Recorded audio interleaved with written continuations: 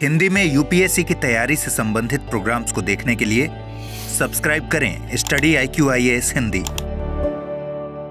Very very very warm hearted welcome to all of you. मेरा नाम है अभिनव कुमार बौरे और मैं आपके सामने लेकर प्रस्तुत हूँ, जैसा कि आप पीछे देख पा रहे होंगे, स्टडी IQ के हिंदी प्रोग्राम में जलवायु विज्ञान और you can say climatology. Before I used to start with the programme, let me announce you a very important thing. मैं कुछ बहुत ही ज़रूरी जानकारी आपके साथ शेयर करना चाहता हूँ। ध्यान से देखें, स्टडी IQ हिंदी माध्यम के बच्चों के लिए सिविल सर्विसेज की परीक्षा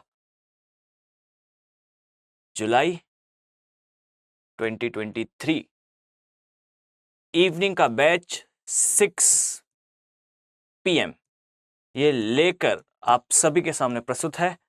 एज यू कैन सी के स्टडी IQ हिंदी माध्यम के छात्र छात्राओं के लिए आने वाले टाइम पे जो नेक्स्ट ईयर का यूपीएससी सिविल सर्विसेज 2024 के एग्जामिनेशन की प्रिपरेशन के लिए न्यू बेंच लॉन्च कर रहा है। इस बैच का पार्ट बने और अपनी सिविल सेवा की जर्नी को जो है वो एक अच्छे संस्थान के साथ, एक अच्छे इंस्टीट्यूट के साथ जो है वो प्ले करें। क्लियर है?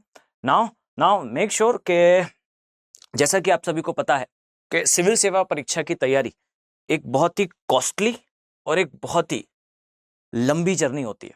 ठीक है, आई थिंक आप सभी अवेयर होंगे about the fees structure of any organisation. किसी भी अदर इंस्टीट्यूट के फीस स्ट्रक्चर के साथ आप बहुत पहले से अवेयर होंगे। ये 2 लाख 3 लाख तक जाने वाला एक खर्चा है, पर स्टडी IQ आप सभी के लिए लेकर आया है सिर्फ 70,000 में। इस प्रोग्राम को आप प्रिवेल कर सकते हैं, इसका पार्ट बन सकते हैं। और साथ में अगर आप डिस्क्रिप्शन में दिए हुए कूपन कोड के साथ एंटर करते हैं तो ये फीस जो है आपको मात्र 29,999 रुपए में आप इसे प्रिवेल कर पाएंगे। So you can use coupon code which is mention in the description में दिए हुए कूपन कोड के साथ आप इस फीस को और भी कम करके अपनी सिविल सेवा की जर्नी को प्रारंभ कर सकते हैं। क्लियर है? नाउ चलिए हम अपने टॉपिक पर वापस आते हैं। इसे मैं हटा देता हूं, let remove it and make sure कि आप इस जर्नी का जल्दी से जल्दी जो है वो पार्ट बने। इस जर्नी में आपको जो है स्टडी IQ की ओर से आपको नोट्स, जस्ट सेकेंड, आपको सारे नोट्स प्रोवाइड करे जाएंगे। सारे नोट्स होंगे आपके पास, साथ में आपको लाइव क्लासेस मिलेंगी। एंड मेक श्योर अगर आप किसी क्लास को किसी कारणवश अगर आप उसी समय नहीं देख पाए तो आप उस क्लास को जो है दोबारा रिकॉर्डेड फॉर्म में भी देख सकते हैं। साथ में सिविल सेवा की जर्नी में आपको बहुत अधिक आवश्यकता होती है रिगरस प्रैक्टिस की, MCQs को सॉल्व करने की, और इस प्रोग्राम में आपका टेस्ट सीरीज इज इंक्लूडेड। सो आपको फर्दर किसी भी टेस्ट सीरीज के लिए परेशान होने की आवश्यकता नहीं होगी। अगर आप इसका पार्ट बनते हैं तो आप इजीली जो है वो एक्सेस कर पाएंगे क्वालिटी कंटेंट के साथ साथ टेस्ट सीरीज भी। क्लियर है? और साथ में ये भी याद रखें कि सिविल सेवा की जर्नी में अगर आप अच्छे अंकों के साथ इस एग्जाम को क्लियर करना चाहते हैं तो उसके लिए एक एसेंशियल रिक्वायरमेंट होती है मेंटरशिप की। 1-to-1 मेंटरशिप जो है वो प्रोवाइड करता है स्टडी IQ। अगर आपको किसी भी स्टेज में किसी भी प्रकार का कोई भी डाउट आता है तो आपके लिए फैकल्टीज आर ऑलवेज अवेलेबल, हमेशा उपलब्ध होंगे। आपकी किसी भी डाउट को, किसी भी क्वेरी को क्लियर करने के लिए study IQ is always and always there for you. Fine, बस आप ऐसा समझे कि स्टडी IQ आपकी स्टडी टेबल पे आपके सामने बैठा हुआ है। क्लियर? चलिए नाउ हम स्टार्ट करते हैं विथ आवर प्रोग्राम।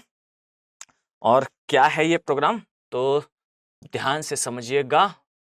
मैं लेकर प्रस्तुत हूं बेसिकली इस जर्नी में क्लाइमेटोलॉजी यानी कि जलवायु विज्ञान।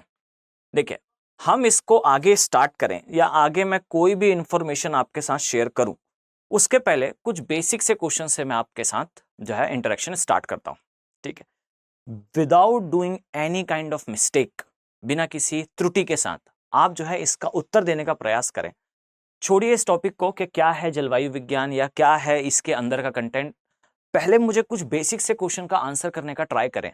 दैट टेल मी कि अगर मैं कहूं कि पृथ्वी पर जीवन की उत्पत्ति पहले हुई है या पृथ्वी पर ऑक्सीजन पहले आई है, फाइन, तो इसका आंसर करने का प्रयास करें कितना सिंपल सा क्वेश्चन है दैट पृथ्वी पर जीवन की उत्पत्ति या पृथ्वी पर ऑक्सीजन की उपस्थिति, कौन सा इवेंट पहले हुआ है? क्लियर। और मैं सेकंड क्वेश्चन करता हूं, बहुत ही सिंपल है। टेल मी अगर मैंने आपसे कहा कि पृथ्वी पर जीवन के लिए सबसे महत्वपूर्ण गैस कौन सी है, क्या वो ऑक्सीजन है, क्या वो कार्बन डाइऑक्साइड है, क्या वो नाइट्रोजन है? इस क्वेश्चन का आंसर करने का प्रयास करें। ये जो स्टेटमेंट्स मैं आपके सामने अभी रिपीट कर रहा हूं, याद रखिए ये स्टेटमेंट्स जो है प्रीवियस ईयर में, मैं एग्जैक्टली अभी रिकॉल नहीं कर पा रहा हूं किस ईयर के क्वेश्चन से, किस ईयर के स्टेटमेंट्स हैं, बट मेक श्योर के ये स्टेटमेंट्स हैं, ये प्रीवियस ईयर क्वेश्चंस में आए हुए स्टेटमेंट्स हैं। इसको आंसर करने का प्रयास करें। देखिए सिंपल सा क्वेश्चन है दैट पृथ्वी पर जीवन की उत्पत्ति और ऑक्सीजन की उपस्थिति, इनमें से कौन सा इवेंट पहले घटित हुआ है? अगर मैं इसको स्टेटमेंट के फॉर्म में कोड करूं तो मैं कहूंगा कि पृथ्वी पर जीवन की उत्पत्ति से पहले से ऑक्सीजन की उपस्थिति थी। पहला क्वेश्चन। सेकंड क्वेश्चन मैं आपसे पूछ रहा हूं, टेल मी कि अगर पृथ्वी में जीवन है तो उस जीवन के लिए सबसे महत्वपूर्ण गैस कौन सी है? ऑक्सीजन, या मैं कोड करूं कि सबसे महत्वपूर्ण गैस जो है वो ऑक्सीजन है। क्लियर। अब मैं थर्ड क्वेश्चन रेज करता हूं। टेल मी आंसर करने का प्रयास करें कि पृथ्वी पर जो गैसेस उपस्थित हैं उनमें से सबसे अधिक विषैली गैस कौन सी है? फाइन। और अगर मैं इसको और थोड़ा टफ लेकर जाऊं तो बताने का प्रयास करें, क्या पृथ्वी पर मैग्मा के अंदर यानी कि लावा के अंदर किसी भी प्रकार के जीवन की संभावना है? क्या पृथ्वी पर लावा मैग्मा जिसका टेम्परेचर नियर अबाउट जो है वो 4000 टू 5000 डिग्री सेल्सियस होता है, इस टेम्परेचर पे क्या लाइफ यानी कि जीवन संभव है? क्लियर। और ऐसे ही कुछ क्वेश्चंस जो है वो मैंने यहां पर लिख भी रखे हैं। क्लियर। अब इन क्वेश्चंस के बारे में थोड़ा सोचें। जब आप कभी किसी बुक में या एनसीईआरटी में या रेफरेंस बुक्स में या वीडियो लेक्चर्स में कहीं जब आप पढ़ रहे होते हैं तो हमेशा आपके पढ़े हुए और एग्जाम में आए हुए प्रश्नों के बीच में सफिशिएंट गैप होता है, पर्याप्त अंतर होता है, जो आप पढ़ रहे होते हैं और जो एग्जाम में आ रहा होता है। आप नोटिस करेंगे आपने पूरा सब्जेक्ट पढ़ा, आपने पूरा geomorphology, climatology, oceanography, environment, history, geography, polity, whatever the subject is, आपने कोई भी सब्जेक्ट पढ़ा, बट जब आप उस सब्जेक्ट से रिलेटेड क्वेश्चन सॉल्व करने जाएंगे तब आपको पता चलेगा कि एग्जामिनर जो क्वेश्चन पूछ रहा है और जो कंटेंट आपने पढ़ा है इसके बीच में डिफरेंस बहुत है। क्लियर। और ये डिफरेंस क्यों है? ये डिफरेंस है विदाउट डूइंग कंसेप्चुअल क्लियरिटी, बिना अपने कंसेप्ट्स को स्ट्रॉन्ग करे आप जो है वो सिर्फ फैक्ट को रटने पर फोकस कर रहे हैं और इस कारण जो है आपके नंबर ऑफ एमसीक्यूज जो है वो रॉन्ग हो रहे हैं। क्लियर। अब इन क्वेश्चंस के साथ अगर हम आगे बढ़ें तो ध्यान से देखें, पृथ्वी पर जीवन की उपस्थिति से पहले से ऑक्सीजन उपस्थित थी या नहीं थी? दूसरा प्रश्न है पृथ्वी की उत्पत्ति से पहले, सॉरी ये first question, this one is the second one. Fine. पृथ्वी पर जीवन का मूल आधार कार्बन डाइऑक्साइड है और you can imagine any other gas also. Fine. आप यहां पे ऑक्सीजन लिख लें, यहां पर नाइट्रोजन लिख लें। फाइन। या फिर क्या कुछ विशेष परिस्थितियों में पृथ्वी के अंदर, मैग्मा के अंदर जीवन की उपस्थिति हो सकती है? इन प्रश्नों पर विचार करें और इस वीडियो में जब मैं डिस्कशन स्टार्ट करूंगा तो बीच में इन सारे प्रश्नों का जो है उत्तर आपको देखने को मिलेगा। अलग अलग स्टेजेस में आपको इनके अलग अलग समय पर उत्तर देखने को मिलेंगे। क्लियर। अब यहां से आप जो है अपना दिमाग चलाना स्टार्ट कर सकते हैं। क्लियर। चलिए नाउ ध्यान से देखें, अगर मैं आपसे कहूं कि जलवायु विज्ञान में मोटे तौर पर हम पृथ्वी की जलवायु के बारे में अध्ययन करते हैं। Fine. In a nutshell we can say कि हम जो है पृथ्वी की जलवायु के बारे में कुछ अध्ययन करते हैं। अब क्या होती है जलवायु? ये बहुत ही सामान्य सहज जो है प्रश्न है कि जलवायु कुछ नहीं है, किसी भी एरिया की जो है वो लंबे समय अंतराल से चली आ रही मौसम संबंधी घटनाओं या मौसम संबंधी परिस्थितियों का एक कंपाइलेशन, एक वर्ड में अगर आप समझाना चाहें तो उसे उस क्षेत्र की जलवायु कहा जाता है। जैसे पृथ्वी में अलग अलग प्रकार की जलवायु है। भारत जो है वो उष्णकटिबंधीय जलवायु क्षेत्र में आता है।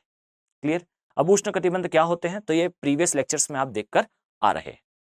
ठीक। चलिए नाउ मैं इसके बारे में आपको कुछ समझाऊं उसके पहले मैं आपको एक स्टोरी समझाना चाहता हूं। ध्यान से समझिएगा और ट्राई करें कि इस स्टोरी को आप नोट्स के फॉर्म में और शॉर्ट नोट के फॉर्म में, खासकर फ्लो चार्ट के फॉर्म में से बना ले। ठीक है। ये जो मैं अभी आपको एक्सप्लेन करने वाला हूं यह आपको कहीं बुक्स में या नेट पे सर्च करने पर बहुत ही रेयर कंडीशंस पे आप इस तक पहुंच पाएंगे। क्लियर। तो आप ट्राई करें कि आप इसे नोट डाउन जरूर कर लें। अदरवाइज आप सुनने के बाद कुछ समय पश्चात आपको यह फील होगा कि आपने समझ तो लिया था पर आप उसे रिकॉल नहीं कर पा रहे हैं। ठीक है, क्लियर? नाउ ध्यान से देखें, अगर मैं आपसे कहूं कि पृथ्वी में थोड़ा सा पीछे जाएं तो आप पाएंगे कि जो पृथ्वी है इसका जीवन यानी कि लाइफ कितनी है, तो अब तक पृथ्वी को जो है बने हुए 4.3 बिलियन ईयर्स हो चुके हैं। फाइन, कितने वर्ष हो चुके हैं? 4.3 बिलियन ईयर्स। क्लियर? अब सोच कर देखें, पृथ्वी के ये जो 4.3 बिलियन ईयर्स की हिस्ट्री है, इसे आप पढ़ते कहां पर हैं? तो इसे आप पढ़ते हैं पृथ्वी के भूगर्भिक इतिहास में, जो वास्तविकता में भू आकृति विज्ञान का पार्ट है, जो आप पहले कवर कर चुके हैं। ठीक, पर जलवायु समझने के लिए याद रखें, geomorphology is the base for any kind of other part of geographies, या you can say other part of any subject. किसी भी विषय के लिए आधार की तरह कार्य करता है क्या? जियोमॉर्फोलॉजी। क्लियर? तो मुझे अभी पृथ्वी पर जलवायु किस प्रकार से निर्मित हुई है यह समझाने के लिए आपको भूगर्भिक इतिहास के बारे में कुछ बेसिक सी इंफॉर्मेशन होनी चाहिए। ठीक है, अब इसको समझें कि मैं नटशेल में आपको बस इतना बताना चाहता हूं कि पृथ्वी की जो आयु है, इस आयु को हमने जो है वो कुछ युगों में या कल्पों में या एरा में, आप किसी भी शब्द का यूज कर सकते हैं, हमने कुछ एराज में डिवाइड कर रखा है, और ये एरा जो है ये लगभग 16 है, और +2 दो और आते हैं। क्लियर? अब ये क्या होते हैं तो आप पहले देख चुके हैं, मैं एक बार सिर्फ नटशेल कर देता हूं, जिससे आप जो है आगे जब मैं इनका यूज करूं तो आप उससे फैमिलियर रहे। ठीक है, पृथ्वी के जो एज है उसको हमने 16 कल्पों में, युगों में, एरा में डिवाइड करा है। जैसे सबसे पहले आता है आर्कियन, फिर आता है प्री कैम्ब्रियन, फिर Cambrian, Ordovician, Silurian, Devonian, Carboniferous, Permian. अब ये एक सेट हुआ। क्लियर? फिर ट्रियासिक, जुरासिक, क्रिटिशियस, ये वो काल था जब डायनासोर आए और उत्पत्ति हुई और उनका जो है वो एंडिंग भी हो गई। Clear? Then Palaeocene, Eocene, Oligocene, Miocene, Pliocene, Pleistocene, Holocene और होमोसिन। होमोसिन में होमोसेपियंस आर प्रेजेंट। फाइन, तो ये 16 एराज हैं, और मेक श्योर आपको ये एराज जो है फिंगर टिप्स पर याद होने चाहिए। वाई? बिकॉज अलग अलग कार्यक्रम में, अलग अलग परिप्रेक्ष्य में आपको इनका यूज करना पड़ेगा। जैसे अगर आप इंडियन ज्योग्राफी पढ़ते हैं तो इंडियन ज्योग्राफी में आएगा हिमालय की उत्पत्ति कब हुई थी। आप अगर जो है वो विश्व का भूगोल पढ़ते हैं तो आप रॉकीज, एंडीज, या फिर किसी वोल्केनो के बारे में पढ़ते समय, किसी ज्वालामुखी के बारे में पढ़ते समय आपको इन एरास की बार बार जो है वो मेंशन रिक्वायर्ड होगी। क्लियर है?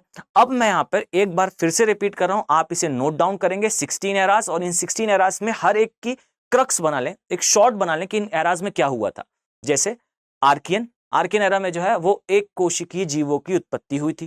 फाइन, ऐसे ही आता है प्री कैम्ब्रियन, फिर Cambrian, Ordovician, Silurian, Devonian, Carboniferous, Permian. अभी जो कार्बोनिफेरस एरा है इस समय जो है वो अभी जो निकलने वाला कोल है, आप सोच कर देखें, जो आप ईंधन यूज करते हैं, जो ईंधन का उपयोग करते हैं, वो ईंधन बेसिकली क्या है? वो ईंधन बेसिकली हम उसे कहते हैं कि जीवाश्म ईंधन है। अब जो जीवाश्म ईंधन होगा, आप इमेजिन करें किसका जीवाश्म है। फाइन, तो ये वास्तविकता में एक वनस्पति का जीवाश्म है, जिसे बोला जाता है ग्लोसोप्टेरस वनस्पति। और यही वनस्पति जो है कार्बोनिफेरस काल में उपस्थित थी, जो पर्मियन में आने पर जमीन के अंदर दब गई, और इसी के नीचे दब जाने के बाद इसका जो है अपघटन हुआ, और अपघटन के पश्चात जो है ये आज के समय इसके जो जीवाश्म है, ये हमें जीवाश्म ईंधन के रूप में मिलते हैं। क्लियर है? अभी इसका भी रेफरेंस आएगा कार्बोनिफेरस का। क्लियर? तो याद रखें, मैं एक बार रिपीट कर रहा हूं, ये है आर्कियन, फिर pre Cambrian, Cambrian, Ordovician, Silurian, Devonian, Carboniferous, Permian, Triassic, Jurassic, Cretaceous, Palaeocene, Eocene, Oligocene, Miocene, Pliocene, Pleistocene, Holocene और होमोसिन। क्लियर? ये 16 + 2 जो है वो नए एराज है। इसमें जो है आपको अलग अलग विशेषताएं देखने को मिलेंगी। ठीक है, जैसे जो मानव की उत्पत्ति है, उससे विकास क्रम में जब आप इसको आगे बढ़ाएंगे तो आपको इन्हीं एराज में अलग अलग समय पर जो है मानव के अलग अलग रूप देखने मिलेंगे। जैसे अगर आप देखना चाहें तो एप था, एप से गिब्बन आया, फिर रामापेथिकस, ड्रायापेथिकस, सिवापेथिकस, और इसके बाद फिर होमो हैबिलिस, होमो निएंडरथल, क्रो-मैग्नन, और फिर होमोसेपियंस तक हम पहुंचते हैं। ठीक, तो इस प्रकार से क्रमबद्ध रूप में आपको इसको याद करना पड़ेगा, क्योंकि बार बार मेरे एक्सप्लेनेशन में इनके बारे में आएगा। तो डू मेक श्योर कि आप इन 16 एरास को फ्रीक्वेंटली रिवाइज करो और इसको ऑर्डर में याद कर लें। ठीक, चलिए, सो मैं स्टार्ट कर रहा हूं, ध्यान से देखिएगा। मेक श्योर कि हम देख रहे हैं पृथ्वी पर किस प्रकार से जलवायु का निर्माण हुआ।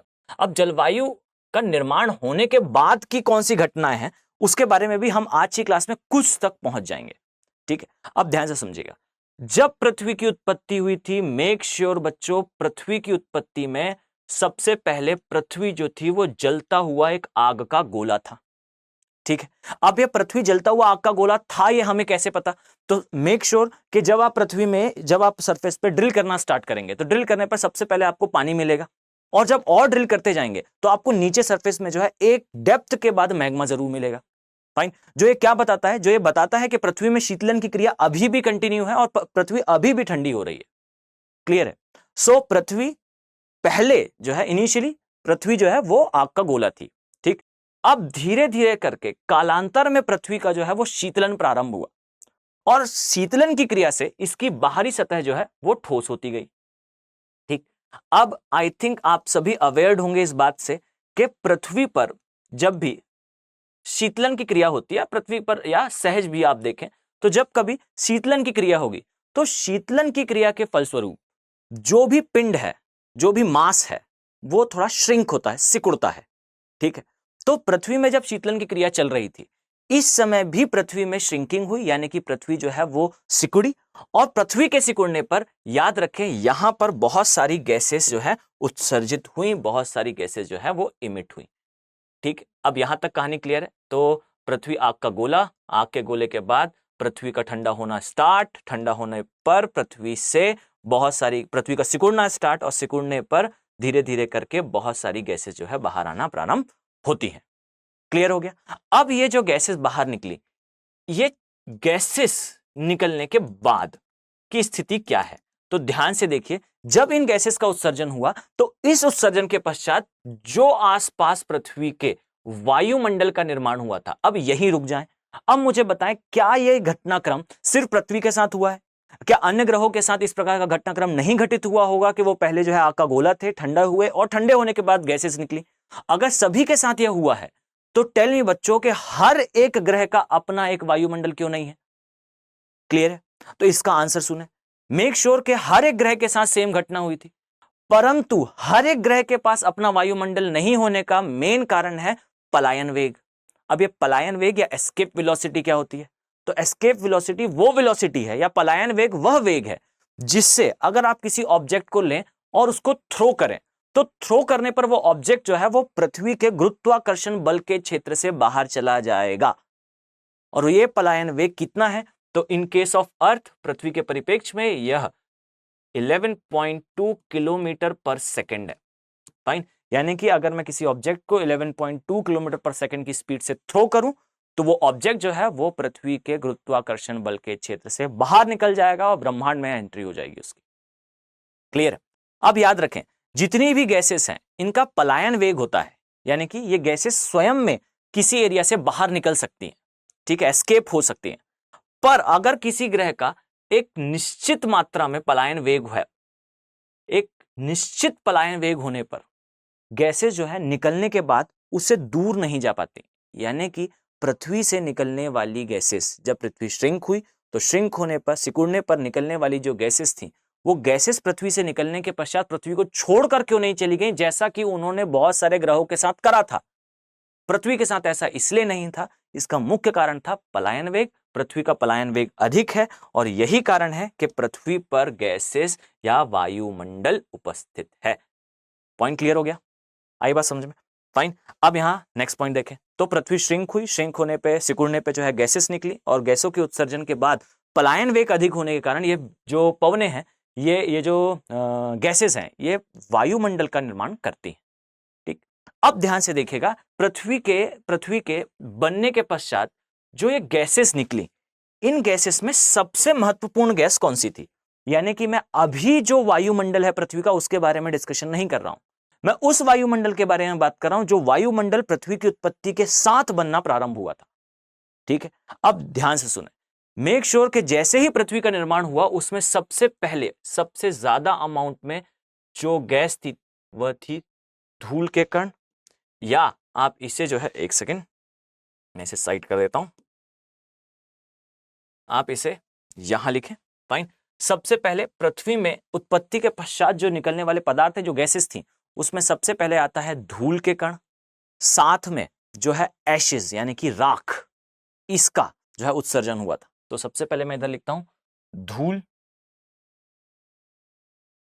तथा राख। क्लियर? सबसे पहले इसका उत्सर्जन हुआ। और अब ध्यान से सुने, सेकेंडली सबसे ज्यादा कौन सी गैस बाहर आई थी? तो याद रखें, पृथ्वी की उत्पत्ति के पश्चात धूल राख के बाद सबसे ज्यादा निकली थी जलवाष्प। क्या निकली थी? जल वाष्प। क्लियर? फाइन। अब ध्यान से समझे, धूल के कण, जलवाष्प और तीसरी गैस थी कार्बन डाइऑक्साइड। अब यहां समझने की बात यह है कि जब पृथ्वी की उत्पत्ति हुई उस समय पृथ्वी पर ऑक्सीजन थी या नहीं? तो याद रखें, पृथ्वी पर उस समय पर्याप्त मात्रा में ऑक्सीजन नहीं थी। यानी कि आज अगर आप देखते हैं तो आज आपको देखने पर पता चलेगा कि पृथ्वी में लगभग 20% के अराउंड जो है ऑक्सीजन उपस्थित है। पर जब पृथ्वी का निर्माण हुआ था उस समय पृथ्वी पर लगभग 25% के आसपास कार्बन डाइऑक्साइड थी। क्लियर?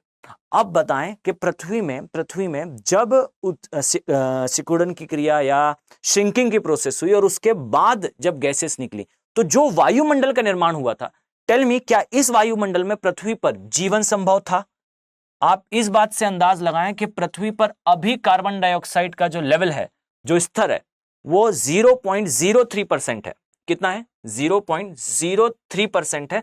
और इसी के सिर्फ 0.04% हो जाने पर वैज्ञानिकों का यह कहना है, रिसर्चर्स का यह कहना है कि पृथ्वी पर जीवन शायद संभव नहीं रह पाएगा।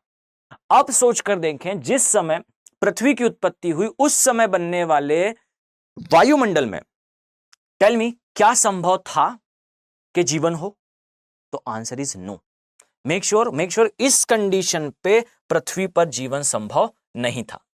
अब बताएं, जब इस कंडीशन में पृथ्वी पर जीवन संभव नहीं था तब जीवन संभव हुआ कैसे था?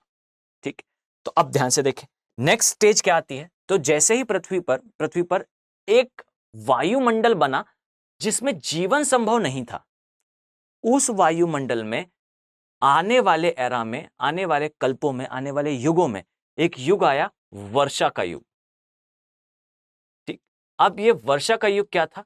तो ध्यान से सुने, पृथ्वी पर बहुत ज्यादा मात्रा में क्या उपस्थित थी? जलवाष्प।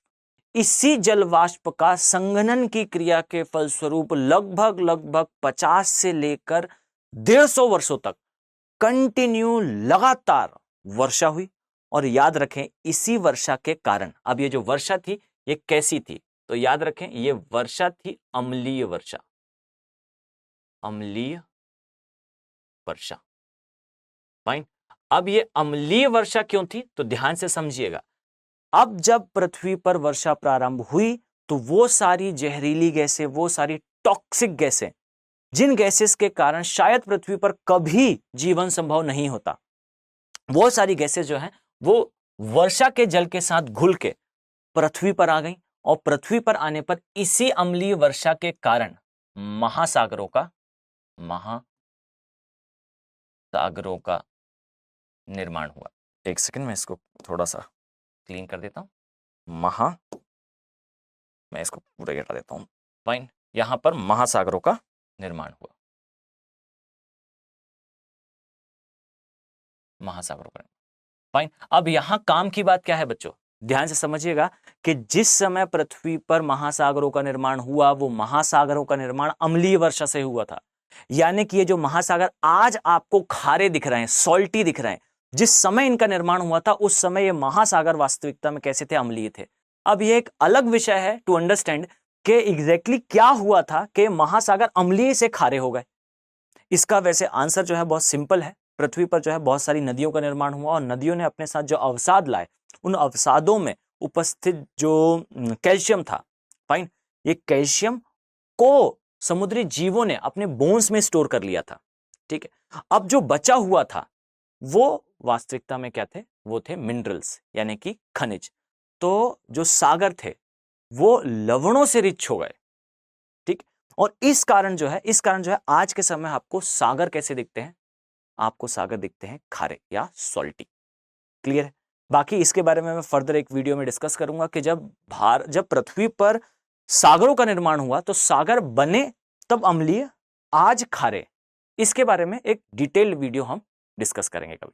फाइन, पर अभी हमारा मेन फोकस क्या है? अभी हमारा मेन फोकस है वायुमंडल पे। तो अब ध्यान से समझिएगा, पृथ्वी पर जो ये वर्षा का काल आया, इस वर्षा के काल ने महासागरों का निर्माण करा और इसी वर्षा के काल से पृथ्वी का वायुमंडल धीरे धीरे करके क्लीन होना स्टार्ट हुआ। लेकिन बच्चों ध्यान से सुनना, अभी भी पृथ्वी पर लगभग 20% के आसपास कार्बन डाइऑक्साइड है। क्लियर है? और याद रखें, कार्बन डाइऑक्साइड के साथ जो हमारा रेस्पिरेशन है यानी श्वसन की क्रिया है, यह संभव नहीं थी। ठीक, अब पृथ्वी में धीरे धीरे करके वायुमंडल में परिवर्तन आना स्टार्ट हुए। अब ये परिवर्तन कैसे आ रहे थे तो बहुत ध्यान से समझिएगा, बहुत सिंपल वर्ड्स में है। आने वाले, मैंने इसलिए आपको स्टार्टिंग में बताया था कि आपको युगों के बारे में याद करना होगा। आने वाले समय में पृथ्वी पर एक युग आया जिसका नाम था कार्बोनिफेरस काल। अब इस कार्बोनिफेरस काल में बड़े बड़े जो है वृक्षों का निर्माण हुआ और उत्पत्ति हुई, प्रादुर्भाव हुआ, और इन्होंने प्रकाश संश्लेषण की क्रिया से पृथ्वी पर जो कार्बन डाइऑक्साइड है, अब याद रखें यह भी एक प्रश्न आता है कि पृथ्वी पर कार्बन डाइऑक्साइड का सबसे अधिक लेवल कब था?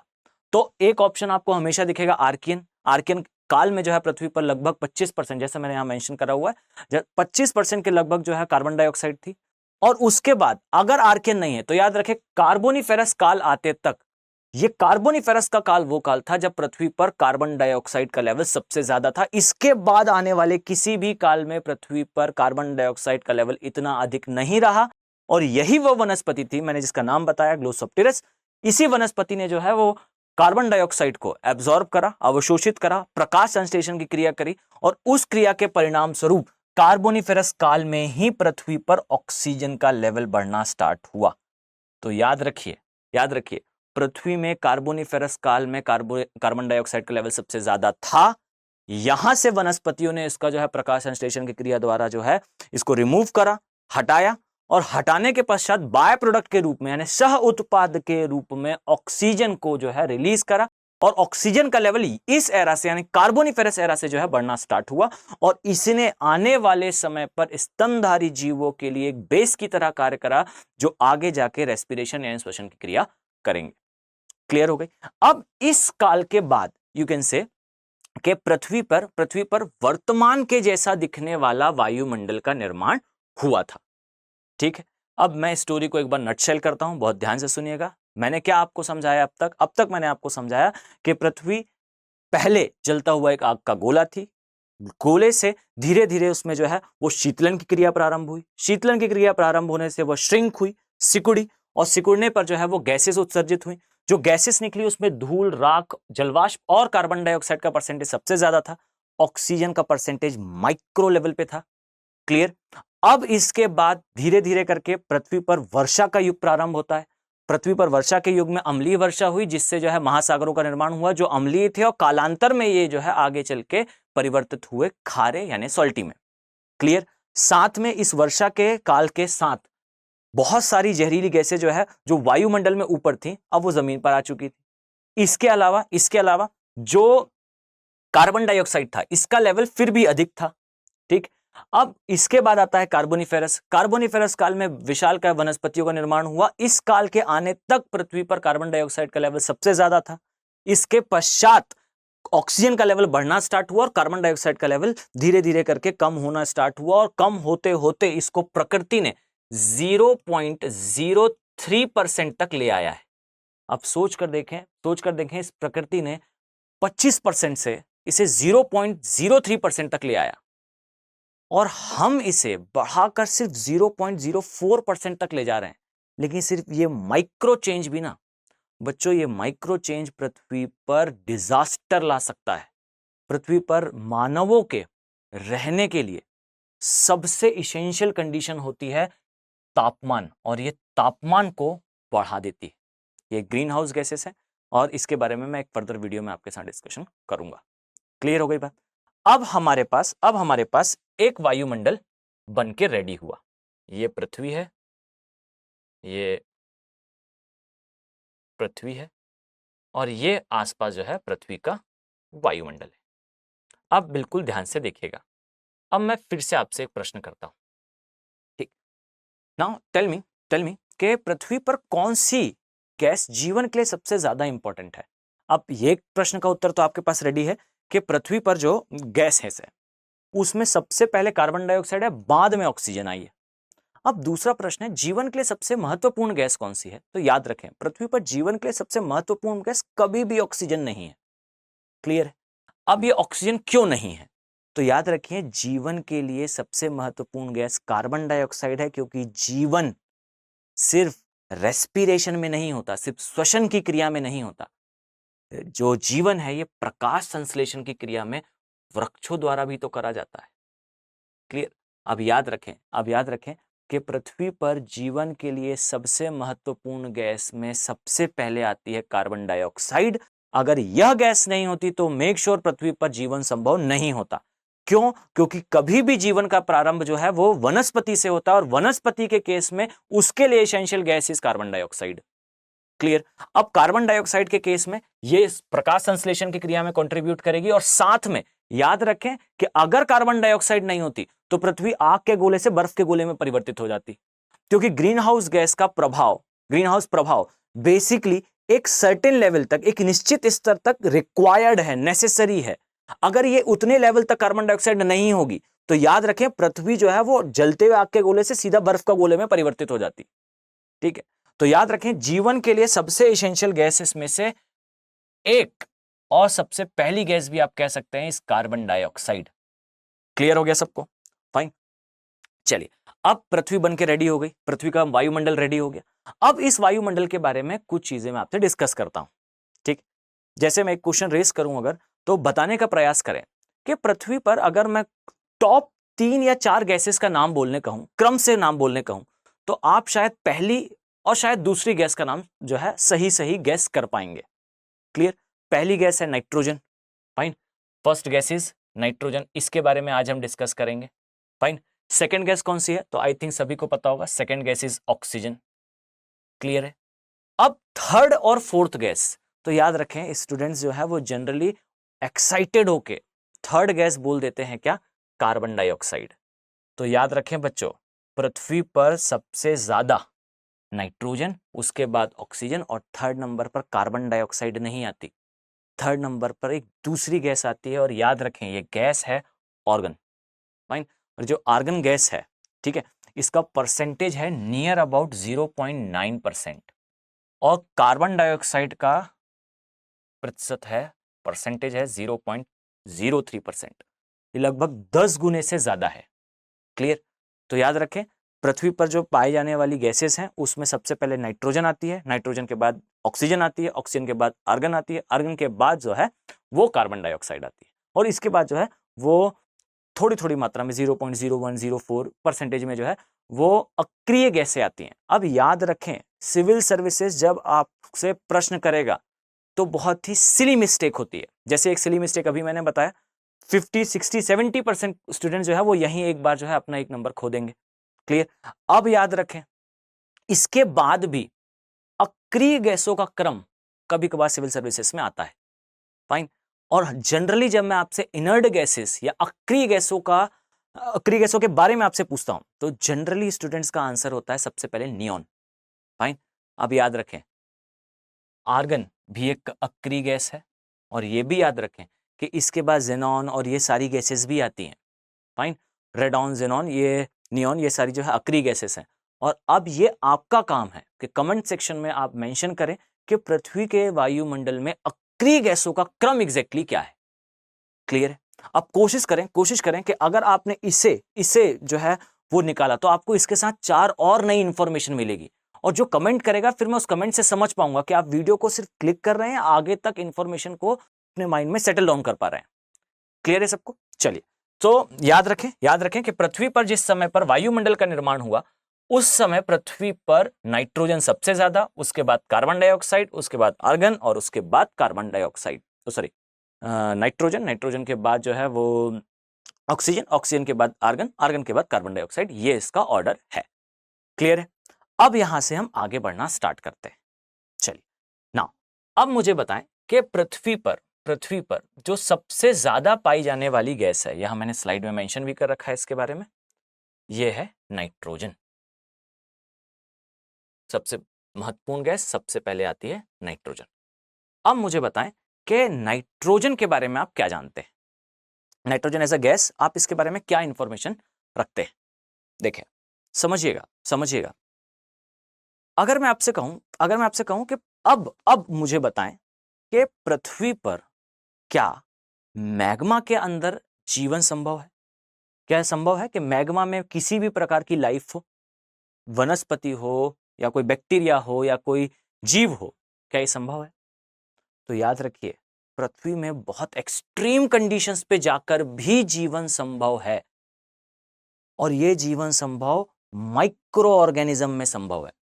और याद रखें, ये जो माइक्रो ऑर्गेनिज्म है, ये माइक्रो ऑर्गेनिज्म जब लावा के अंदर प्रेजेंट होते हैं, तो याद रखें ये लावा में भी अपना जीवन कंटिन्यू कर पाते हैं। मैं इसका कलर चेंज कर देता हूं। फाइन, लावा में भी ये अपना जीवन जो है वो कंटिन्यू कर पाते हैं। इसका रीजन होती है यही नाइट्रोजन गैस। क्लियर है? फाइन। अब ये कौन से बैक्टीरियाज है? तो अभी मैंने माइक्रो ऑर्गेनिज्म के ऊपर जो है वो आपको ज़्यादा एक्सप्लेनेशन नहीं दिया है। आपने अगर जो है प्रीवियस वीडियो देखे होंगे तो आपने पाया होगा कि उसमें जो है कहीं कहीं सर ने डिस्कस करा है अबाउट माइक्रो ऑर्गेनिजम्स। फाइन। यहाँ पर कीमोसिंथेटिक बैक्टीरियाज होते हैं या और भी रेयर टाइप के बैक्टीरियाज होते हैं which are present in magma also, lava also. और याद रखें, वो जब रेस्पिरेशन करते हैं तो रेस्पिरेशन करने के लिए नाइट्रोजन गैस का ही यूज करते हैं।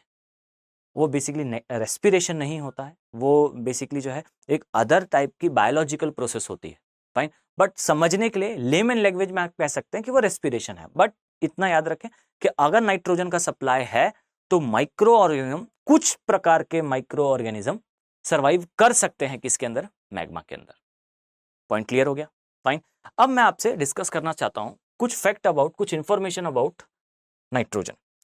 अब मेरे एक प्रश्न का उत्तर देने का प्रयास करें।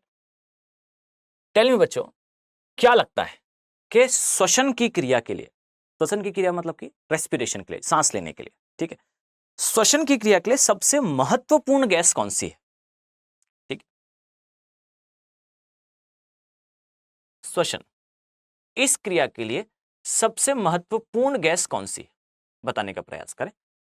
आई थिंक सभी ने जो है वो गैस लगाया होगा और जो कि सही भी होगा। श्वसन की क्रिया के लिए सबसे महत्वपूर्ण गैस जो है वो ऑक्सीजन है। क्लियर? तो सबसे महत्वपूर्ण गैस प्रायोरिटी में तो ऑक्सीजन ही होगी। क्लियर?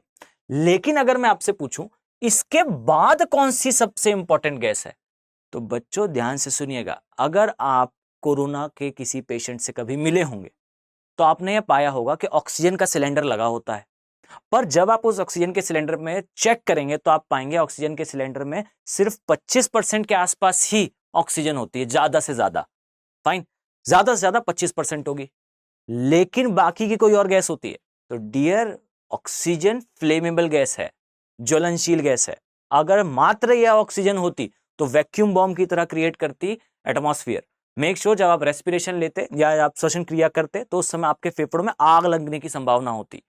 तो याद रखें कि श्वसन की क्रिया में सबसे महत्वपूर्ण गैस ऑक्सीजन है, पर देयर इज एसेंशियल रिक्वायरमेंट, यहां बहुत अधिक आवश्यकता होती है किसी ऐसी गैस की जो श्वसन की क्रिया में बिल्कुल पार्टिसिपेट ना करे। फाइन, यानी कि ऑक्सीजन के इस एक्सेसिव बिहेवियर को थोड़ा न्यूट्रल करने के लिए, इस अग्रेसिव बिहेवियर को थोड़ा न्यूट्रल करने के लिए कोई ऐसी गैस जो किसी भी प्रकार की क्रिया में पार्टिसिपेट ना करे, हमें उस गैस की आवश्यकता थी और वो गैस बंद करने के लिए नाइट्रोजन। तो याद रखिए, पृथ्वी पर श्वसन की क्रिया करने वाले सारे जीवों के लिए सबसे महत्वपूर्ण गैस ऑक्सीजन है। और जब सिविल सर्विसेज पूछेगा तो वो यह प्रश्न पूछेगा कि श्वसन की क्रिया के लिए दूसरी सबसे इंपॉर्टेंट गैस कौन सी है।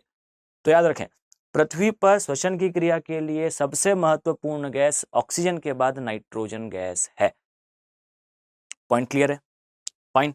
नाउ अब सेकंड पॉइंट देखते हैं। बताओ बच्चों, अगर मैं आपसे कहूं कि नाइट्रोजन और किस वे में हमारे लिए महत्वपूर्ण है, तो थोड़ा सा समझने का प्रयास करेंगे अगर आप, तो आप पाएंगे कि पृथ्वी पर जीवन के लिए सबसे पहले किसकी उत्पत्ति होती है? सबसे पहले जो है वो वनस्पतियों की, और आप कह सकते हैं मैं इसको अलग स्लाइड में बनाता हूं, ध्यान से देखें। अगर मैं आपसे कहूं पृथ्वी पर जीवन के लिए सबसे पहले पृथ्वी पर इस प्रकार से वनस्पति का निर्माण, ठीक। अब वनस्पति सबसे पहले वैसे तो जो है वो आई थी कहां पर, सागरों में या महासागरों में, बट अभी लेमन लैंग्वेज में समझने के लिए आप समझें कि पृथ्वी पर सबसे पहले वनस्पति आई। अब वनस्पति ने प्रकाश संश्लेषण करा, ले लिया क्या, कार्बन डाइऑक्साइड, दे दिया क्या प्रोडक्ट के रूप में, ऑक्सीजन। अब यहां से हमारे लिए नाइट्रोजन क्यों इंपॉर्टेंट है, फाइन। तो अब ध्यान से समझिएगा बच्चों, जब यह क्रिया चल रही थी तो वनस्पति को खाने के लिए जब जीव आए,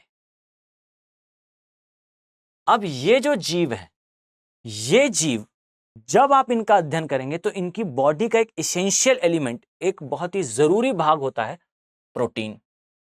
और बच्चों प्रोटीन कुछ और नहीं होता, अमीनो एसिड्स होते हैं, और अमीनो एसिड कुछ और नहीं होते, नाइट्रोजन होती है। क्लियर।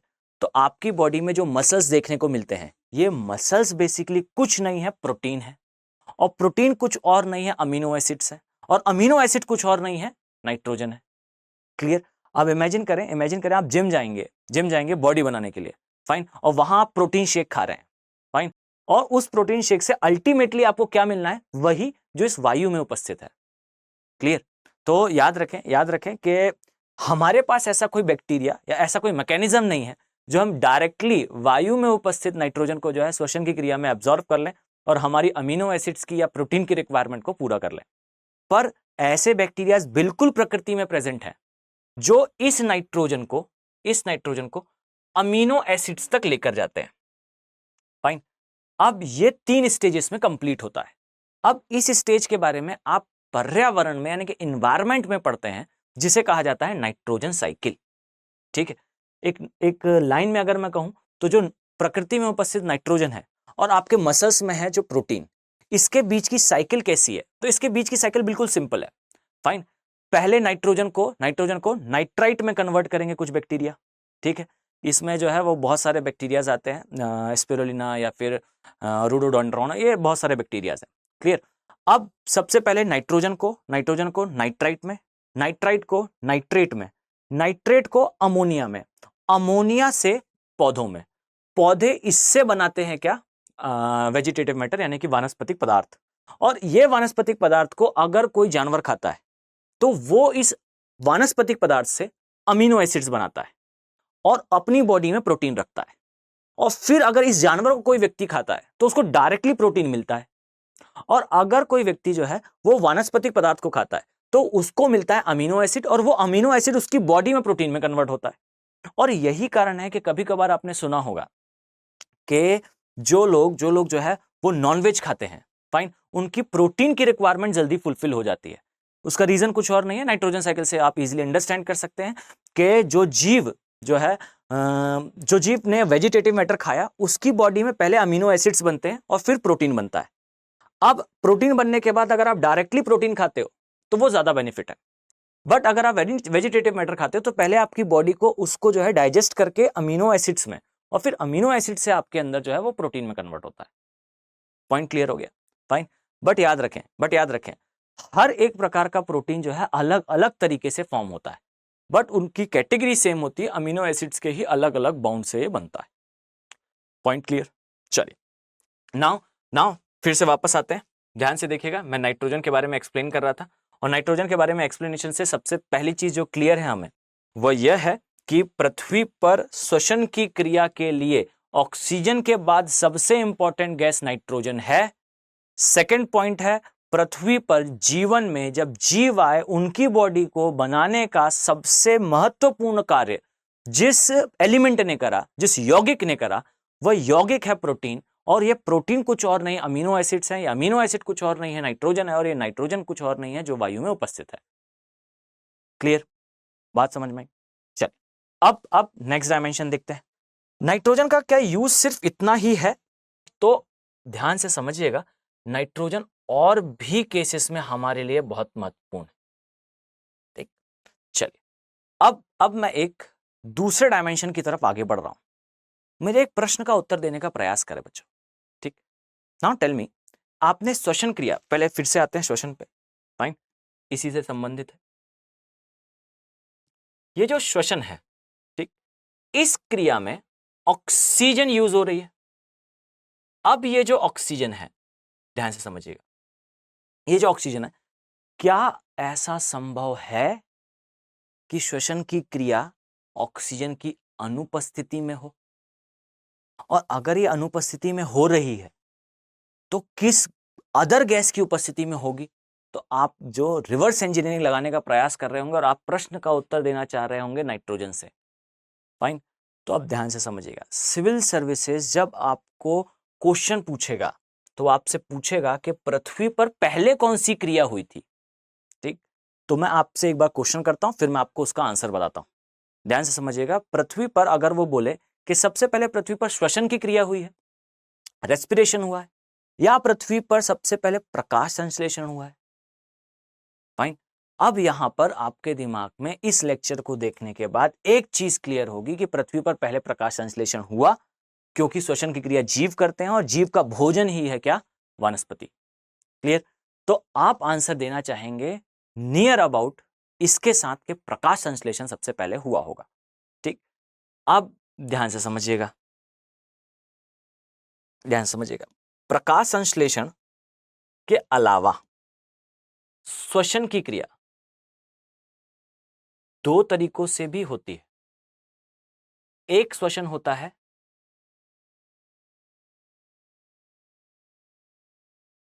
वायवीय श्वसन, एक प्रकार का श्वसन है अवायवीय श्वसन, फाइन। अब याद रखें, एक प्रकार का श्वसन और होता है जो वायु की अनुपस्थिति में होता है, और ये अनुपस्थिति में होने वाला श्वसन की क्रिया, याद रखिएगा, ये कुछ विशेष प्रकार के प्लाज्मा करते हैं और ये सेल्यूलर लेवल पे होता है, फाइन।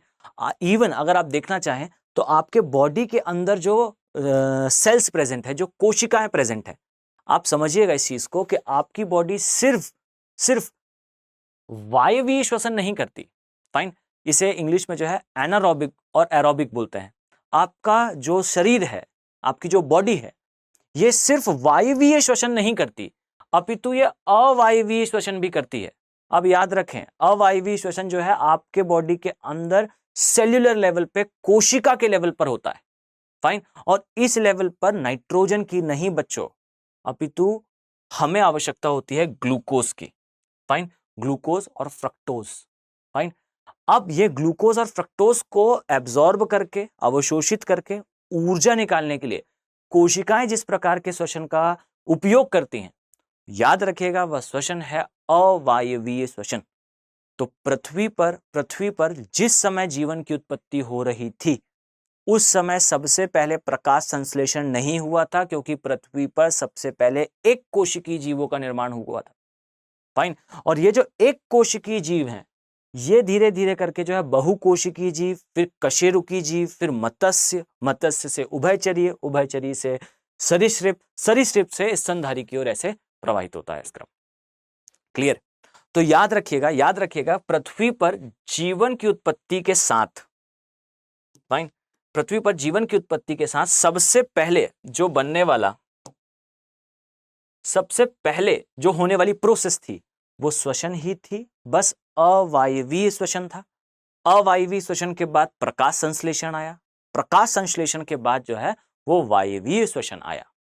और आपका शरीर भी वायु की अनुपस्थिति में भी श्वसन करता है, बस वो श्वसन जो है आपके बॉडी के अंदर सेल्यूलर लेवल पे, कोशिकीय लेवल पर होता है, फाइन। अब इस प्रकार के प्रश्न जो है वो पूछती है कौन? Civil services. और याद रखिए, सिविल सर्विसेज कभी भी सीधे क्वेश्चन नहीं पूछेगी। वो कभी आपसे नहीं पूछेगी कि कार्बन डाइऑक्साइड का लेवल कितना है, ऑक्सीजन का लेवल कितना है, या किस प्रकार से चेंज होता है, फाइन। वो आपसे इस माइक्रो लेवल पे क्वेश्चन आंसर करेगी। और याद रखें, माइक्रो लेवल पे जब क्वेश्चनिंग होती है, और स्टार्टिंग पे मैंने यही पॉइंट डिस्कस करा था कि जो आप रीड कर रहे होते हैं और जो एग्जामिनर पूछ रहा होता है, इसके बीच का डिफरेंस, यही जो है वो एग्जाम क्वालिफाई और एग्जाम में फेल होने की एक यात्रा है। बात क्लियर है? फाइन। तो अभी हमने देखा अबाउट नाइट्रोजन, नाइट्रोजन किस प्रकार जो है उपयोगी है, अक्रिय गैस है, अगर नाइट्रोजन नहीं होती तो श्वसन की क्रिया नहीं हो रही होती। और ये भी याद रखें नाइट्रोजन जो है वो पृथ्वी पर जो जीव है इसका आधार है। इसका आधार इसीलिए है क्योंकि यही अमीनो एसिड्स है और यही अमीनो एसिड्स जो है वो आगे जाके प्रोटीन बनते हैं। क्लियर है? चलिए मैं इस पूरी क्लास को एक बार कंपाइल करता हूं, एक बार पूरा रिपीट करता हूं और उसके बाद हम नेक्स्ट क्लास में नेक्स्ट गैस के बारे में डिस्कस करेंगे और साथ में मैं आपको जो है चक्रवात, प्रति चक्रवात, इनके बारे में भी कुछ इंफॉर्मेशन दूंगा।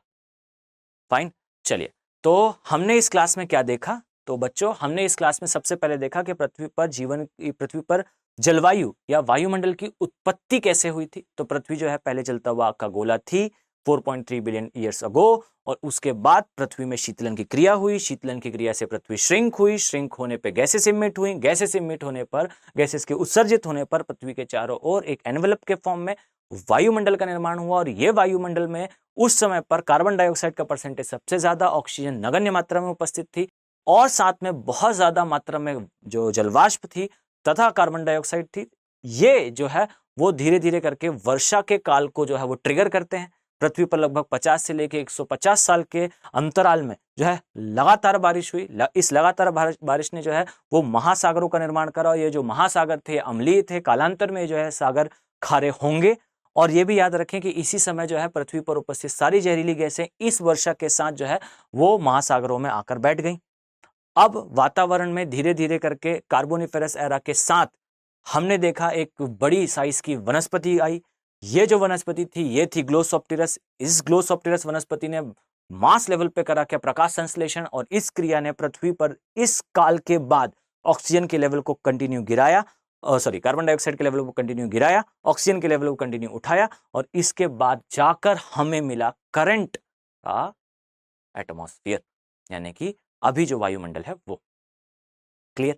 अब इसके बाद हमने डिस्कस करा कि नाइट्रोजन का क्या उपयोग है। तो याद रखें नाइट्रोजन जो है श्वसन के लिए दूसरी सबसे महत्वपूर्ण गैस है और इसी के साथ श्वसन से रिलेटेड एक और डायमेंशन देखा दैट पृथ्वी पर पहले कौन सी क्रिया हुई थी, पहले श्वसन हुआ था या पहले प्रकाश संश्लेषण हुआ था। तो याद रखें पृथ्वी पर पहले प्रकाश संश्लेषण नहीं श्वसन हुआ था। इसका रीजन है कि श्वसन दो तरीके का है, वायवीय और अवायवीय श्वसन। अवायवीय श्वसन सेल्यूलर लेवल पे होता है और ये श्वसन में आपको जो है वो गैसेस की आवश्यकता नहीं होती। ये सेल्यूलर लेवल पे होने वाला श्वसन है, इसमें किसी भी प्रकार के गैस को एब्जॉर्ब या इमिट, उत्सर्जित या अवशोषित करने की आवश्यकता नहीं होती। चलिए आई होप आप सभी को ये वीडियो पसंद आया होगा, ये काफ़ी इन्फॉर्मेटिव रहा होगा, आपके लिए वैल्यू एडिशन का काम करेगा। हम इसी प्रकार की वीडियोस को लेकर हाजिर होते रहेंगे। उम्मीद करता हूँ आप नेक्स्ट वीडियो में इसी प्रकार जो है हमारे साथ इस जर्नी को प्ले करेंगे। Have a nice day, thank you, good luck. Hindi में यूपीएससी की तैयारी से संबंधित प्रोग्राम्स को देखने के लिए सब्सक्राइब करें स्टडी IQ IAS हिंदी।